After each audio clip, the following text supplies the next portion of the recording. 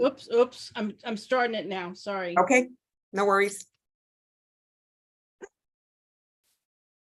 You're not invited. Okay. Hello. Welcome to the Mystic Maven Show. It's Sunday and we've got a beautiful conversation this evening. My three Mystic Maven sisters, a little bit of my crazy dog in the background. But tonight, Claudia is going to be talking with us about heart-centered meditation and the path to oneness. So I'm really excited to hear about that. I personally am Kathy Basel and I live in Denver, Colorado, a transformational life coach working with women in their 50s to find that next exciting chapter. I use energy healing as part of this path back to finding our authentic selves so that we can be the best and brightest expression of who we came to be. So that's me in a nutshell. I'll pass it over to Miss Carol. Hi, everyone. Thank you, Kathy. I'm a spiritual teacher and transformational astrological counselor, and I work with people that are going through anxiety, depression, and grief and loss. And take it away, Joanna. Hello, everyone. I am looking forward to tonight's meditation and oneness. Yes. I am a spiritual, holistic, intuitive teacher, and I just love everything spiritual and mystical. What I do is I use Chinese practices as well as spiritual practices just to complete you and getting to know you. So as we get to know us tonight in oneness, I'd like to welcome my Mystic Maven sister, Claudia. Thank you, Joanna. And ladies, it is such a pleasure to be here. My name is Claudia Rocafort, and I am one of the four Mystic Mavens. Thrilled to be here with you. And we're going to be talking tonight a little bit about heart-centered meditation and the path to oneness. And before I go there, I'll tell you a little bit about myself. I am a business coach and executive coach. And this part of me is, I say I keep coming out of the closet because a lot of people didn't know that I spent the last 35 years of my life learning different spiritual modalities and using different ways of healing, new age, readings, divination, everything that I could get my hands on. And in that process, I met a phenomenal teacher called Rayleigh Macy, who I met in New York many, many years ago and who changed my life. And she is the one that taught me how to do heart-centered meditation. For starters, one of the things that is really interesting to learn, and we'll get into all the spiritual aspect, but just to get a little bit into the science of it for a moment, the heart is the most powerful source of electromagnetic energy in the entire human body. It produces the largest rhythmic electromagnetic field in any of the organs. And the heart's electromagnetic field is about 60 times greater in amplitude than the electrical activity generated by the brain. That's pretty powerful. Most people don't stop to consider that or know that. We know about all of our neurons firing and being able to, through that electric connection, right? Everything happens in our bodies, right? But people don't realize that the electromagnetic field of the heart is that much more important than the brain. And what ends up happening, and it's fascinating, is that the brain, actually the heart, the electromagnetic field of the heart can expand usually 3 to 4 feet around us.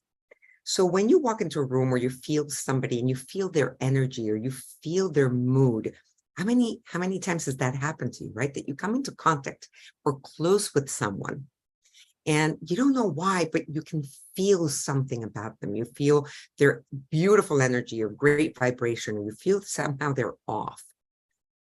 Literally, our electromagnetic field changes according to our emotions. And so if you see some of our previous shows and episodes, we talk about raising your vibration, right? How that higher energy is parallel to kind of higher states of emotion, joy, peace, love, gratitude. Gratitude is the closest, the highest in vibration next to enlightenment, right? So whenever we want to start shifting that energy, we can look at, okay, where am I? What am I feeling right now? Acknowledge where I am. And today, through this heart-centered meditation, I want to guide all of us in for a moment to look at how we can use this method to heal and to really work through some of the deep grief or the deep childhood issues that we may have, and how we can bring that into the oneness, which is the love that heals everything, and where we are connected to all that is. So, telling you a little bit about Rayleigh Macy, who was my mentor and my spiritual guide and who changed my life. We used to work on this once a week, every week for 9 years. And it's a process of acknowledging sort of where you're at, just an awareness of where you're at and what's coming up for you emotionally. And then we would go through a process of meditation, expanding our hearts. And I tend to be very mental. So I would always want to analyze it and understand it and find ways around. You're the only one. Exactly, right? So, and she would just remind me, Claudia, it's not about the vision, and it's not in your head, and it's not about understanding it. It's about trusting and surrendering into your heart space, into that vibrational level of your heart where you're feeling, not thinking.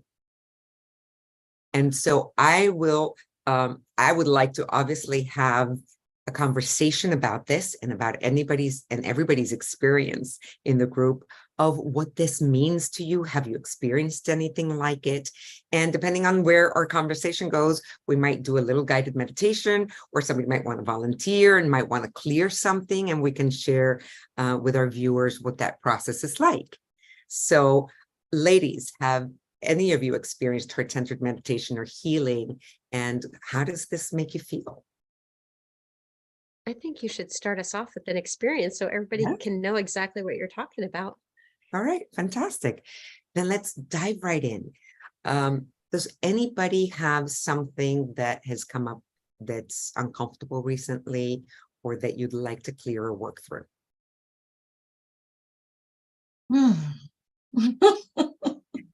And you can have something and not want to necessarily. I'm gonna say abandonment for me. Okay, beautiful. I'm gonna say I feel like that's what came up for you recently. Yes. Okay, fantastic. Thank you, Joanna, for sharing that. Kathy, Carol, anything that's come up for you recently? For me, I feel like everything, it's kind of like an astrological thing I'm moving through right now, but everything is being the opposite of what it once was. So everything is changing. So there's that sense of uncertainty and I wouldn't even say fear, because I feel like I'm sitting with it pretty well, but there's just I'm constantly having to remind myself to be okay with the uncertainty. So Beautiful. Thank you for sharing that. Yeah, Carol, ditto. anything for you? Ditto. Ditto? Okay, fantastic. So one of the beautiful things that happens when we do this kind of work is that what comes up for one is usually something that touches every single one of us present. And those people who are going to benefit the most from clearing this will be the ones watching, will be the ones showing up, will be the ones who are touched by the experience.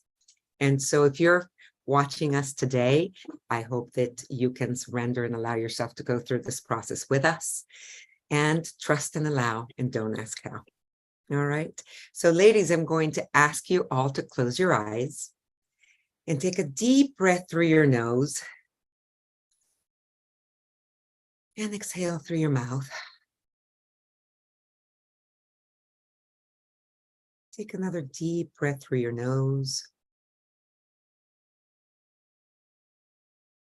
and exhale through your mouth, opening and releasing. And one more time, deep inhale and exhale.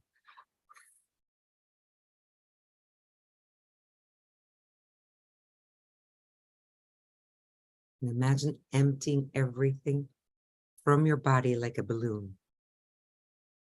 And now regulating your breath. And as you regulate your breath, when you've done that last exhale all the way through, you may be more aware of your heartbeat. It becomes a little bit louder. And I want you to place both hands on your heart for a moment and just connect with that heartbeat. Where you're at, right here, right now. And imagine just clearing your mind and being fully present with your breath and your heartbeat.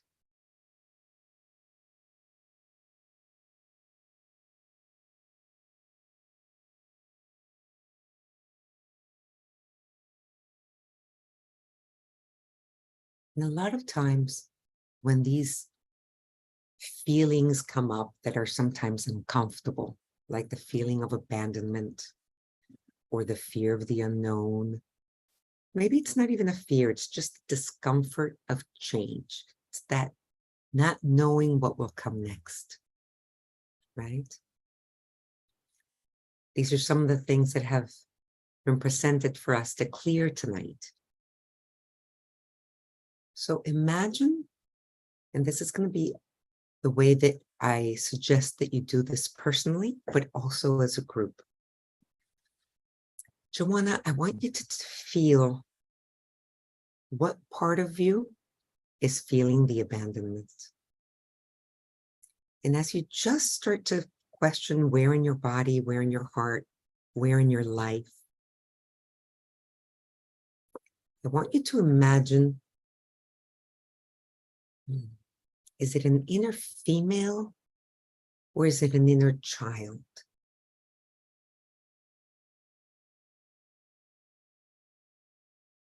Is she young? Is she you at a certain age that felt that first pain, that first fear of abandonment, and what that experience was like?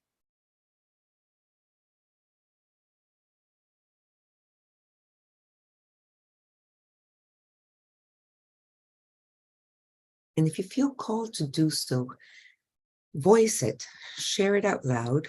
If you don't want to, that's perfectly okay. If you're aware whether it's an inner female, if it's a part of you as an adult that has been left in separation from the oneness, and that illusion of pain and that moment of fear or sadness or grief that produced this feeling of abandonment. And I want you to connect with that part of you.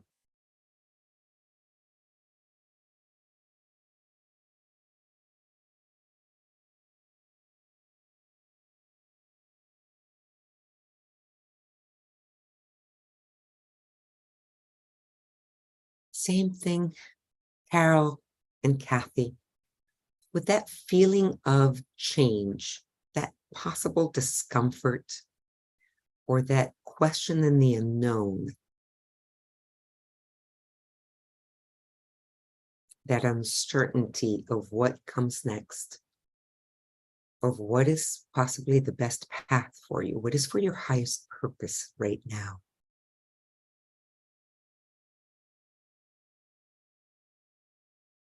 And I want you to open your hands, release them gently on your lap or on the table in a position to receive, and imagine your heart, that electromagnetic field that pours out of you and comes around you in a circle, starts to expand and grow from your heart outward. And imagine just a beautiful, bright, golden light, or a beautiful, bright green light, whichever feels more supportive to you right now. Your highest self knows. And imagine this light expanding through every cell in your body, through every nerve, every muscle, relaxing and expanding all of your being, your chest, your thighs, your feet, your arms, your neck, through your crown, down your fingers, down your spine, and radiating from within you, expanding outward and filling your being with a feeling of infinite love. This is where you connect to Source. It's not outside of you, it's within you. You are the infinite love. You are the source of all that is. And in this space, you can ask your heart, what am I meant to learn from this right now? From this feeling of abandonment, from this inner child or this inner female, from the part of me that is experiencing uncertainty.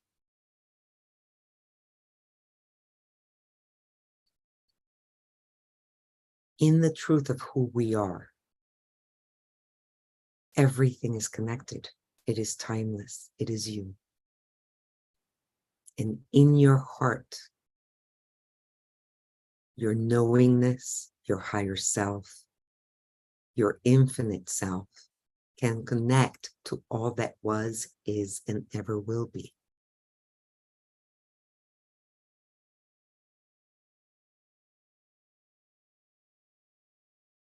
Allow yourself to continue to expand. And can you look at that part of yourself that has been somehow in separation, experiencing this illusion or belief in the truth of who we are pure love. But in manifested form, we are separate. And we feel the illusion of separation. In our hearts, we can connect to the truth of who we are again. And we can let that truth and that feeling expand and permeate through everything around us. Can it expand into your whole home, or maybe just the room? Or can you see that light and feel that light expanding from within you and connecting to every soul? And expand to maybe cover your city, the state, the country, the globe, the universe.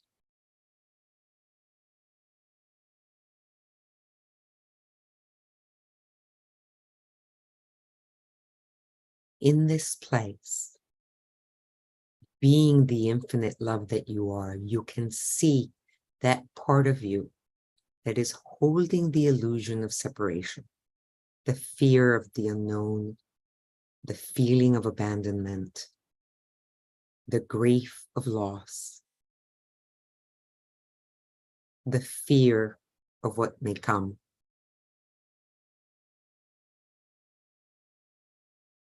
And ask in your heart if you are willing to bring that part of you back into wholeness, into the oneness that you are. Are you willing to love yourself that much? That much more right now, to love yourself, to receive the peace, the love, the truth of who you are, and be able to transcend the feelings that this inner child or inner female is presenting.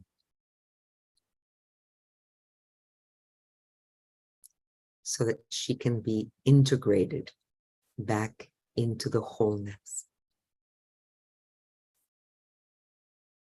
back into the oneness that she really is with you and all that is.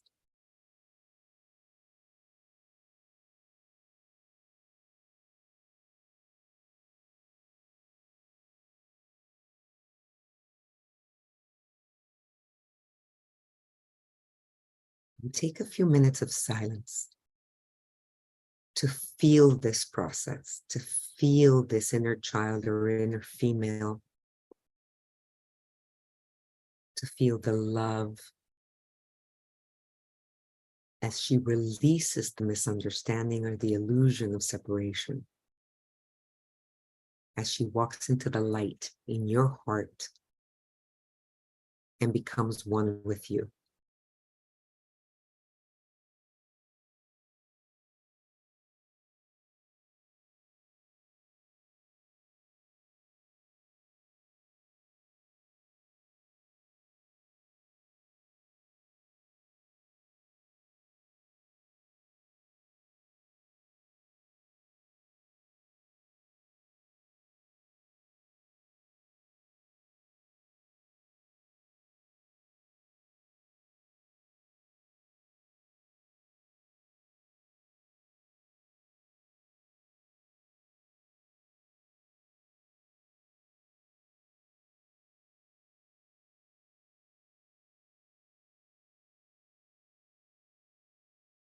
And imagine just setting an intention in your heart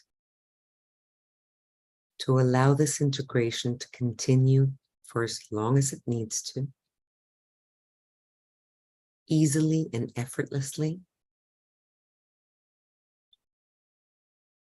expanding the truth of who you are, the love that you are, the oneness that you are.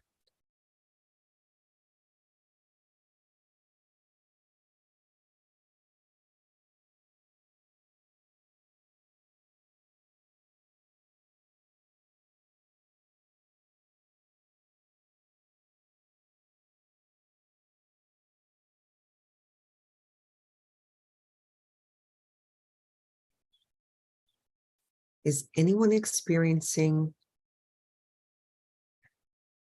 an inner female or an inner child that needs support at the moment?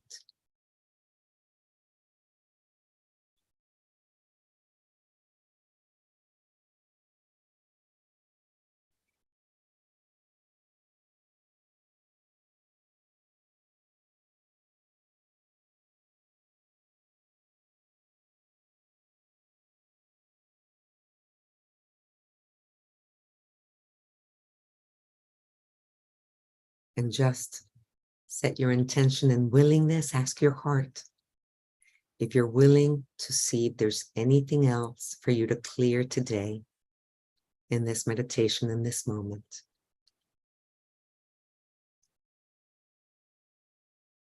Is your higher self inviting you to look at any other aspect of you?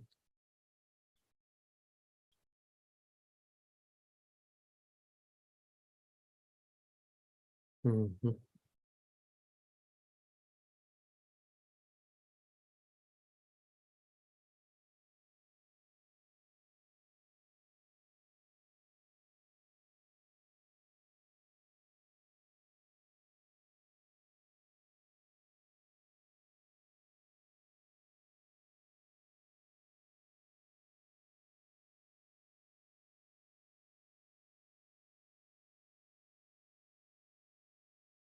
And I invite you to keep this feeling of expansion.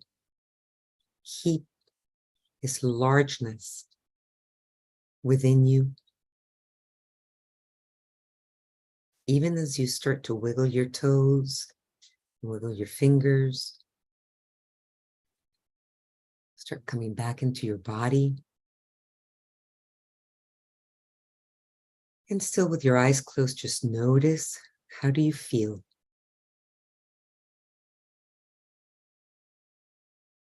If at any point during this exercise you feel a little lightheaded or you feel a little headache, it's just an invitation to expand your heart even more. Feel really grounded and let all this energy support you.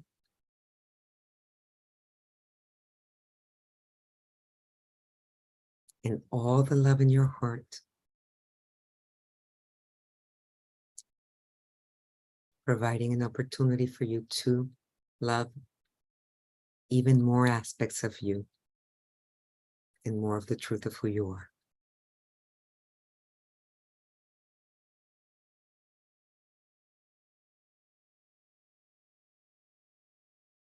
And when you feel ready, start coming back and connecting with the here and now.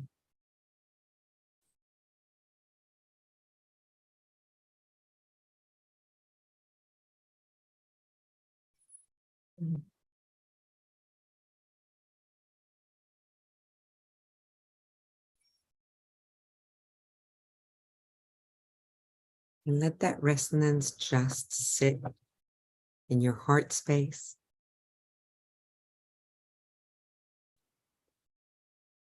And welcome back, ladies. Beautiful.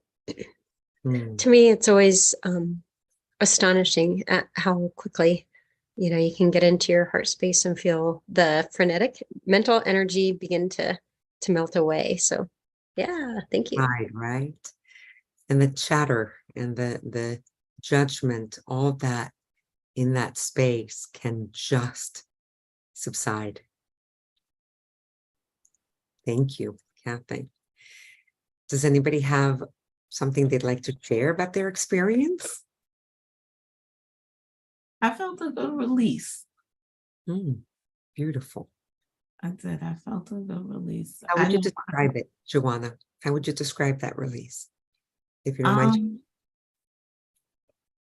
How would I describe it? What's the best way to describe it? It's almost like, so I've been working on this inner child for a while. This is not Mhm. like today. So I guess when it's almost like a child that's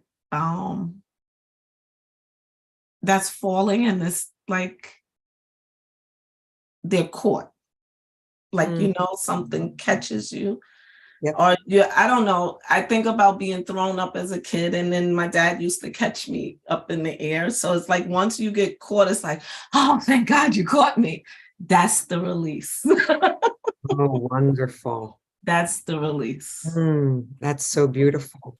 Yeah. So imagine you now have the ability and the strength and the knowing to catch yourself, to catch your child through this exercise. And this is something that we can repeat for ourselves anytime we need it.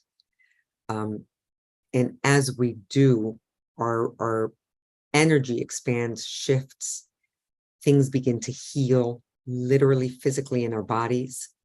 Whenever we experience this in someone else, we can ask permission for them and talk them through it and ask whether they're willing to allow us to accompany them in healing this in them. And it's a really wonderful, powerful exercise where we can heal anything that comes up and everything that comes up. I'll share one of the really toughest experiences for me with this process with my spiritual teacher. After September 11th and losing my brother in the towers, I was doing a lot of inner work to heal that for myself, to heal that for my family, and to heal that for everyone else who was touched by it. And I remember really turning around and saying, okay, now bring Bin Laden into the truth of who you are and into the love that you are. Bring the people on the planes into your heart and bring them into that space of healing and of unconditional love that you are. And boy, was it tough at times. At times I had a lot of resistance. At times I was like, I don't feel the love. Right?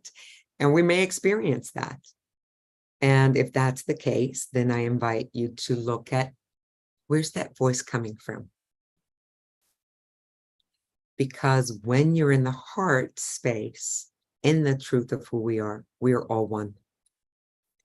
So those voices that are experiencing separation are inner children, inner males, inner females. And when we can take a quick look and say, okay, where am I experiencing this? Where's that voice coming from? Then we can ask our hearts if we are willing to bring them into the truth of who they are too.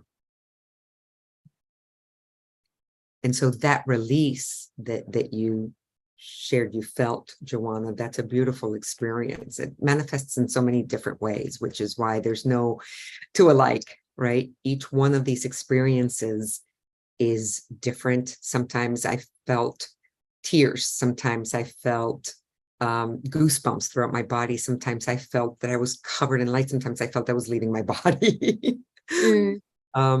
So I would love to invite all of you to continue to share and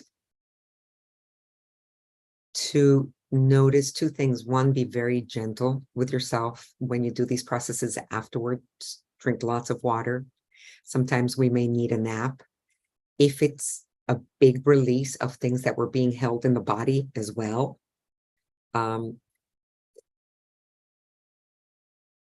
then your body may need a nap. It may need to continue to process the healing. And the easiest way to surrender into that is through sleep. It's also wonderful to be able to do it with someone you trust and love who can hold space for you, right? As many of us do in our processes with clients. So,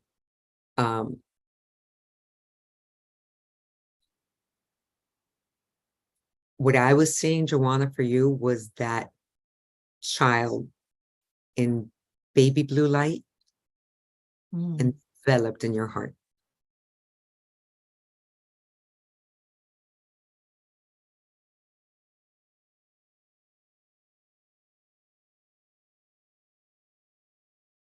Wonderful. Beautiful. Well, and it's beautiful. I believe, like you're saying, that the release aspect, it's actually helping to reset our nervous system. So the way I think of it is like we're walking around with low grade nervous, anxiety layered on us, and it gets layered up over time. And just, what a beautiful, quick, powerful way to get into that heart space. And to me, that's my connection point to my higher self that already knows that everything turns out okay. And that's the sense that I felt as you were walking us through that is that little voice, like you're saying, that for me it was an inner child. And I was looking back to, okay, so when was the first time I felt, so there's all that chit chat about, I'm not enough and self-doubt and that kind of thing. And it was a childhood time, right about, so interesting that you used the word abandonment, Joanna. That was the time that was happening for me. So yeah, so those voices of that, and then just layering in that unconditional love of course you're enough, of course, it's just a beautiful easing of that low grade nervous knot. And it's beautiful because the way that you expressed it, Kathy, I love, it's a reset, right? We get to reset. This is the truth of who we are in that space. That's where we are our magnificent selves and what we were born to be. That's where we can create. That's where we can connect to truth. That's where we can connect to information. That's where we can ask the grand organizing design or the God of our spiritual belief to guide us and connect very powerfully with those answers. I think Right. it's a great way to, it's something I do with my clients to connect to their bodies. And really paying attention to what your body is saying. So being able to shut down your mind for a minute allows that to come up. And that's the great thing about meditation. So another thing I teach is that the heart is what connects the earth and the spiritual. So that's the chakra that connects it all together. So when you could balance that chakra and the energy that comes from it, that's like the balancing act of who we are, is balancing that energy in there. Because you never know, like I said, years, and like you said, 35 years you've been practicing and doing, it's years of things we don't even know we're holding on to. I get clients on my table and they'll just start crying because you don't even realize what you're releasing when you're massaging them. Exactly. You know, so it's the release comes in so many different ways, but it's really a mind thing. So if you could get into the mind of it, so that's the mindfulness, the just and opening your heart to what you're really feeling. We kind of shed and hide what we really feel. We've been taught to do that. Don't say that. That's not nice. Don't do that. That's not, why would you say that to that person? That's how I feel. And in that heart space, we can, for a moment, also just look at the we're stardust. We're part of that Big Bang, that, you know, part of all that is. And so if we can connect on that level of I am you, you are me, we are all that is. That consciousness. Is no separation. We are different manifestations of source. And I really like how you said about bringing, you know, Osama bin Laden into your heart space. Like there's so much divisiveness through their politics and, you know, everything that's gone down in the last couple of years that, you know, can you take that person who's really irking you and sit with that right in your heart space and allow that to allow yourself to also know that we are all one. I think that's the greatest tool we learned today. It's a stretch sometimes and it's hard. And sometimes the answer is no. You know? Not today, not ready yet. Sometimes, yes. But to keep coming back and keep coming back, you know, to that. Yeah. Yeah. Carol's awfully quiet. Yes. Well, I was just thinking about that, you know, I am love. I know that I am that. That's my experience of being. But I don't necessarily feel that I have to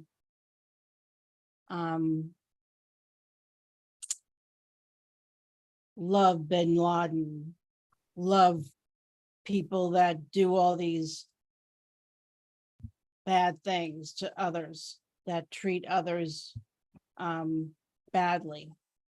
Mm-hmm. There's an acceptance of who they are, Mm-hmm. but I don't have to love them for it. Mm-hmm. I just come from love and be with people that I know and care about and accept those that aren't in that same space where they are.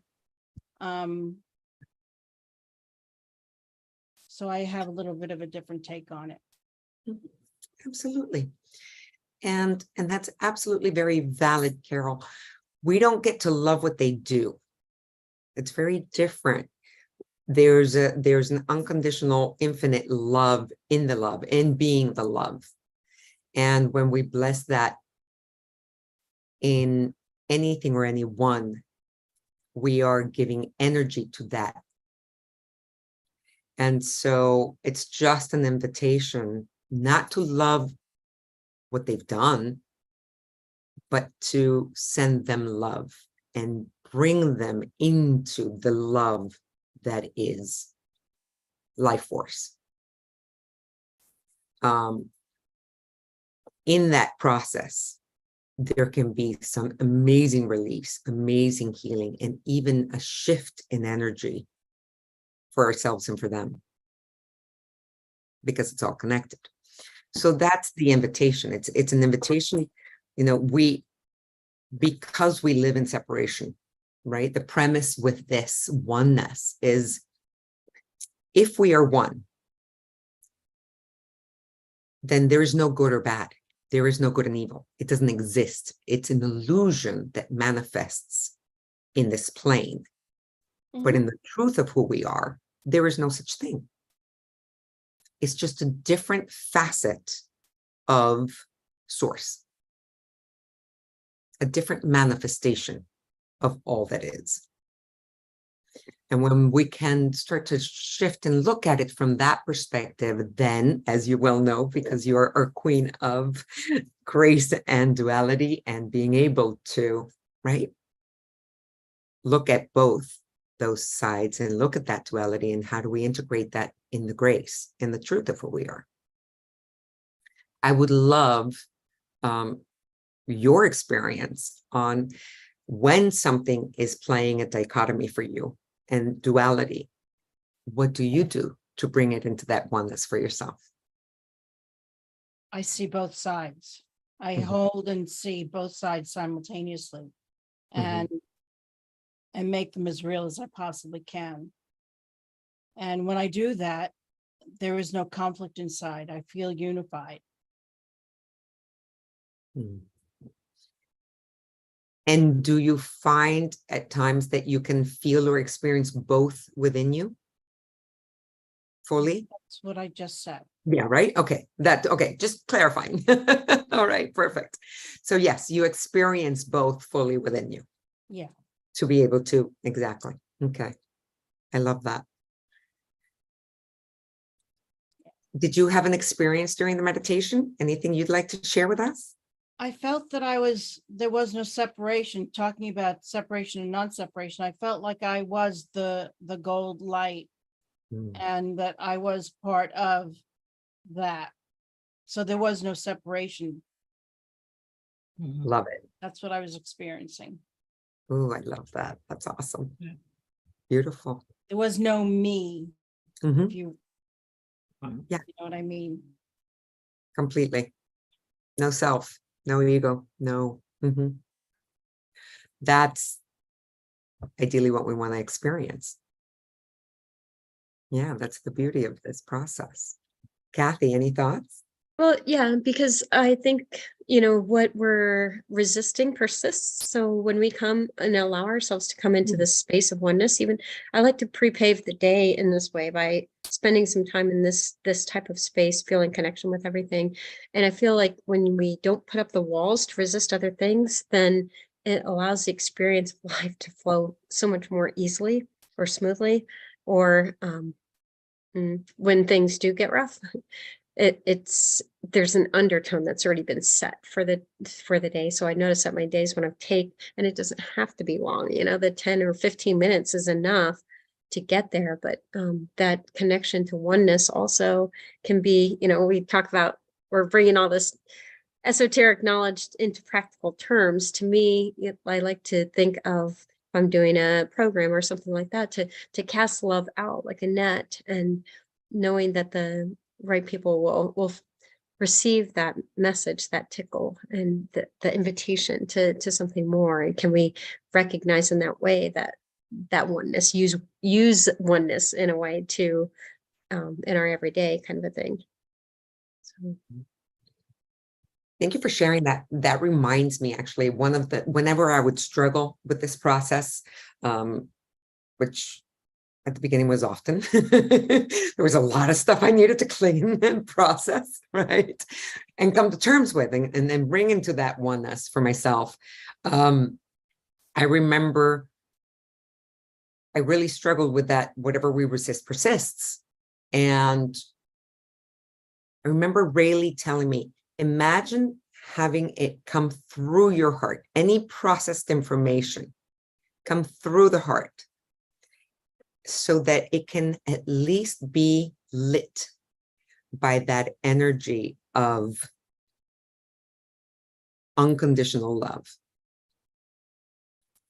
And so in that willingness to just, even if it felt outside of me, even if I couldn't fully integrate it or really bring it into that heart space, if I could sift through all the information through the heart, it would shift automatically. I could look at it differently. It would shed a different light on it. And so it was a question of, sometimes it was levels of, what am I willing? And I would just need to ask my heart, am I willing to do this right now?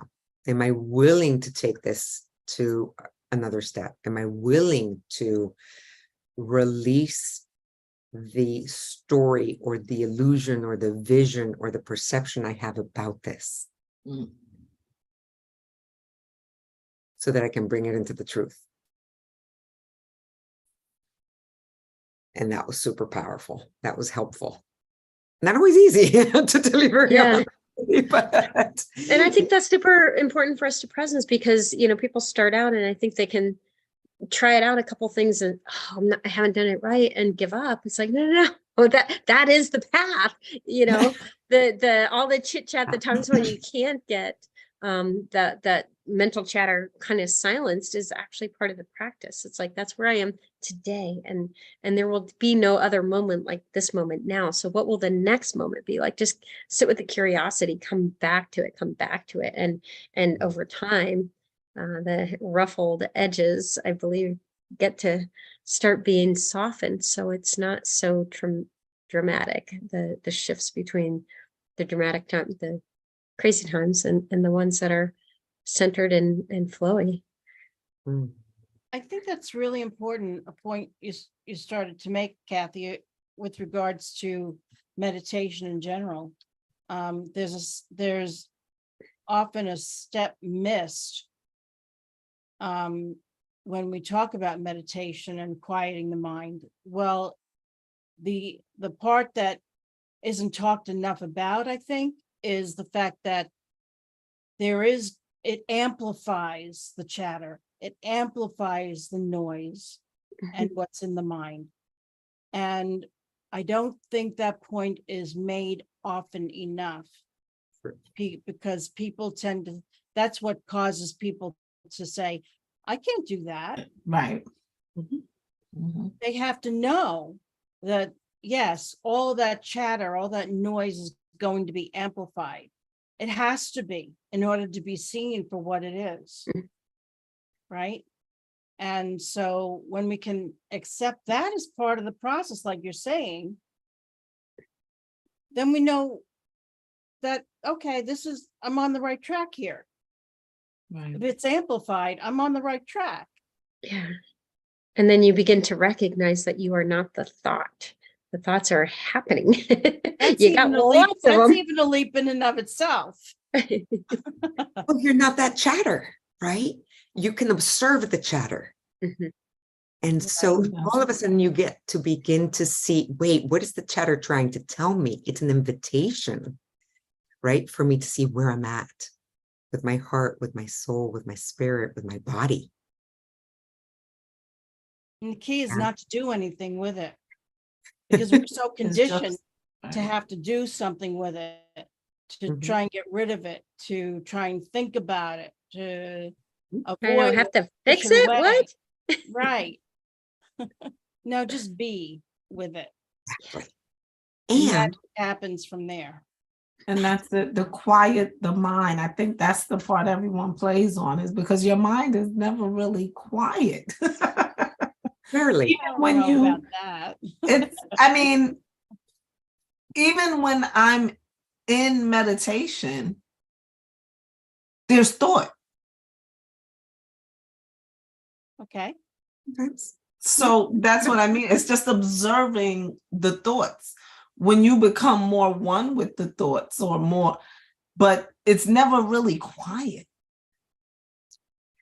It And I can. think that's what people actually look for, is that quietness. The quietness is the peace of the thoughts that you're having, not fighting them anymore, not figuring out anything, not the notness of it is the quietness. When you realize that I'm going to have this thought, or because most of the times I do my meditations with sound. So I do have sound, whether it's my sound bowls or whether it's megahertz playing behind, like there's sound, there's And I just feel like I don't know, there's a consciousness that's always there that is never quietness. And I think that's what we look for, is this still quietness that is not really achievable because it's never just totally quiet. Like, even if you pay attention, the quietness is sometimes I hear the birds, or I can hear that, but it's a sound that's there. So I think that moment of when we say your mind quiets, it never really, I think that's the myth that we're looking for, is that you're not supposed to hear anything. I think I think that there's a distinction to be made here. I don't think we're necessarily trying to not hear anything that's outside of us on the external, but meditation, where we're going is to diminish the internal happenings, not necessarily. You're right, we can't quiet the outside, but there is a way that we can quiet the inside. I mean, I've experienced, and I'm only speaking from experience, that I have experienced no mind, literally no mind, where my mind was completely blown. But I like the word that you use, is amplify. It's like, at first the sound's going to get turned up on the mental chatter, but then we get to turn it down so that the heart chatter gets amplified, so we can hear what our soul's really speaking and has been asking for, but we've just been too distracted based on this chatter here. And I'd like to also say, sometimes we're used to hearing words in language rather than experiencing. And that might be part of the misunderstanding also. There are times that what we'd like to is quiet the words, but there is a knowingness, there's an experience that is ever present to some degree, right? But it can be absolute silent. I mean, it could be in the central sun, or it can be in the void. And when you can get to those gaps, that void of just experiencing nothingness, it doesn't always last very long. Sometimes it does, sometimes it doesn't. Some people call it the gap, some people call it the void. There's different ways and different modalities of meditation, but in the process, you can make those a little bit longer. And what you were saying, Joanna, which is, then we become kind of aware. There's a part of us that will become the observer, that will become aware of when that happened, kind of thing. So you'll hear the chatter, and you'll hear the observer observing or listening to the chatter. And where's the chatter coming from? Is it coming from your mind? Sometimes there's a voice, because we're used to words, but it doesn't have to be a voice. It can simply be an experience. And I'd like to invite everybody to allow that experience. It doesn't have to be words, right? So it can be so many different ways and so many different things for each one of us. And that's part of the beauty. But as Carol was saying, I've definitely experienced that nothingness as well. And I'd like to keep it longer sometimes, but yes, we're looking for that. And by the same token, just because we don't experience that doesn't mean we did it wrong. So yes, be gentle with yourselves, and yes, know that all of the experiences that we're talking about, as Joanna's saying, she may very well be constantly hearing feedback from source, constantly observing different things. Sometimes it's our body and our soul showing us what we get to clear, or what we're holding, or what's holding us back. They're all gifts. There's no, right, wrong way per se. Is what we want to let you all know. And keep trying. Just keep looking for the experience of, and asking your heart, what am I meant to do now? What's for my highest purpose now? Part of this meditation, we would do it as a walking meditation when we got to a point where we could do a full day of this. and ask ourselves, am I meant to eat? What does my body need to eat right now?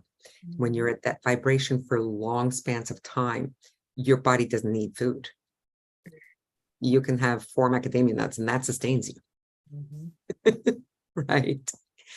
And next thing you're asking, okay, am I meant to go left or right in the middle of New York City with a hustle and bustle all around and still be able to stay in that connection with your heart center and stay in that state?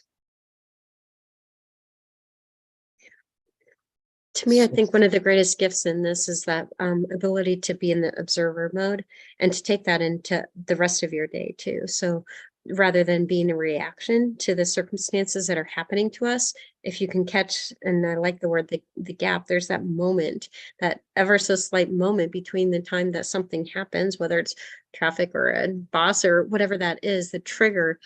If you can get to the observer mode and that peacefulness long enough to allow yourself to decide what it is you have been making it mean in the past that would be a trigger versus what you can make it mean, that allows you to have a certain sense of acceptance or awareness of what's going on and make a different choice. So to me, that's very liberating. Alfred Korzybski called it the cortical thalamic pause. Ooh, What's that called again, please? I love it. You always have Again? mic drop moments. Cortical thalamic pause Thalamic. between an event, something that happens, and what we do in response to it. Mm. so you can react different. Yeah. It's great And for the what- holidays. Probation, right? Great for the holidays. Preparation for family. That's the power of presence. Mm. Yes, so powerful. And in the measure in which you practice, right, we get better at having these kind of longer pauses, longer experiences, and being able to even, doing this every day, even if you're hearing things and visualizing things, it's okay. Just allow, surrender, notice it, say thank you. What are you trying to show me? Mm. What are you trying to show me? What are you coming up for? Am I meant to release you? Am I meant to incorporate, bring you into the truth, bring you into the light? And I Observe, think let go. that's the key, is staying connected to you. Like as you're going through and meditation or whatever you use, is staying connected to you, asking the empowering questions. Even when you're going in meditation, there's usually something we want out of it, or something, even if it's the peace. What do I need to give myself peace today? Or what do I need to give myself love today? Like these are questions I ask myself going into meditation. And maybe that's why I'm always hearing something, because I'm I always go in asking a question. There you go.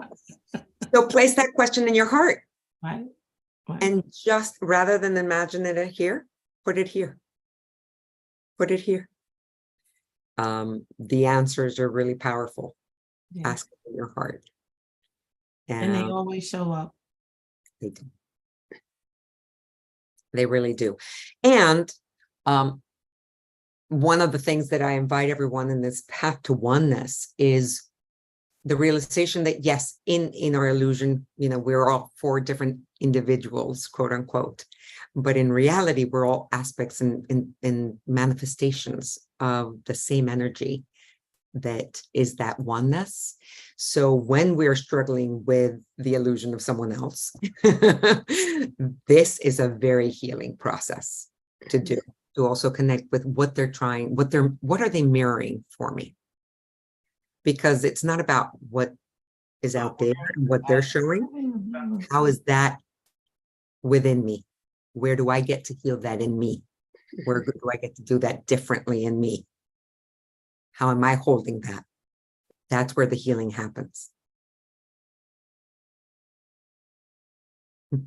So, I think that's, A kind wrap. of wrapping up tonight. I love it. So our next session is going to be June 6th. Carol, why don't you share what we're going to be talking about and tell us all about it, please? Be happy to. Thank you. So we're going to be talking about resolving conflict, both inner and outer. Mm. And we're going to be talking about maybe they're just one and the same.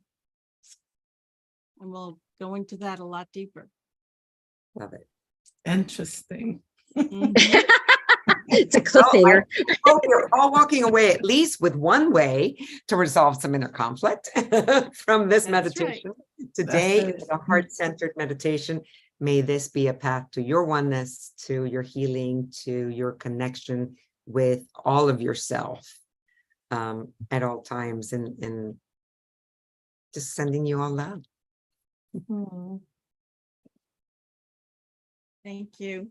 Thank you. Good one.